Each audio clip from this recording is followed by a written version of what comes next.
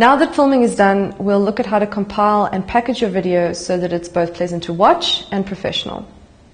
Video blogs need to be set out like an article, so it'll have a main topic and then subsections within this. A video blogger needs to be prolific. It can't take hours to package your video each time. So we recommend that you create a series of templates that you can reuse to define your subsections, your title, background, screen, and so on. These templates are made up of graphic elements that will give your videos a recognizable style and can include branding and contact details. To begin with, you can create your opening title screen backdrop. Remember to keep your introduction short and informative.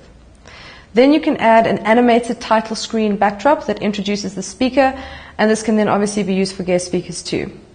Most video blogs will use the talking head style, but this can become visually uninteresting, so you can create a series of backgrounds. Obviously they need to be relevant, so you can make a neutral one that just has some texture. Otherwise you can add pictures, video, or even a slideshow. Remember that these backgrounds and templates can only work if you shot the video with a blue or green screen chroma key background, which can then be keyed out and replaced with graphic elements. When making a list, you can create bullet points next to the speaker, or even cut the speaker out completely and just keep the audio while listing the points. Keep in mind the audience's assimilation rate. This is how long it will take to absorb the information on the screen.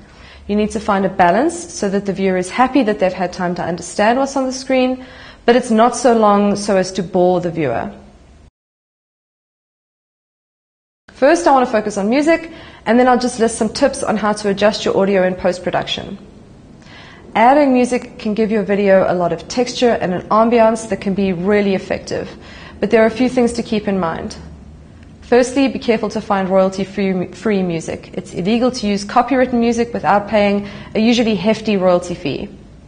Then you need to consider that the relationship between the subject matter and the speed or style of the music has to match. If I'm being really serious and talking quite slowly, having something jaunty and fast in the background isn't going to work.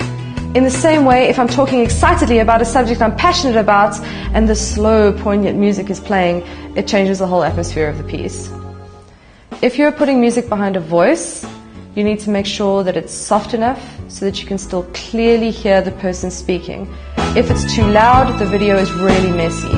But it also can't be too soft, which sounds like somebody left the radio on in the other room.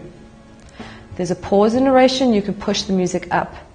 But also don't be afraid not to use music. You can have silence when the speaker is on and then just use the music to bridge the sections. Really importantly, you need to make sure that the music corresponds with your subsections. Often people will put a song on, let it run and end, and then put another on. But it's really jarring if this happens randomly in the middle of a section. Rather work backwards. Put the end of the song at the end of a section and just fade the music in at the beginning, even if you're starting in the middle of a song. This just sounds less jarring than ending in the middle. Make sure that your audio levels are consistent. They shouldn't fade in or out or change at all. And if you've picked up some ambient noise, try to soften it in post-production. So that's it for tips for packaging a video blog professionally. I hope you've got some good ideas out of this. Happy blogging.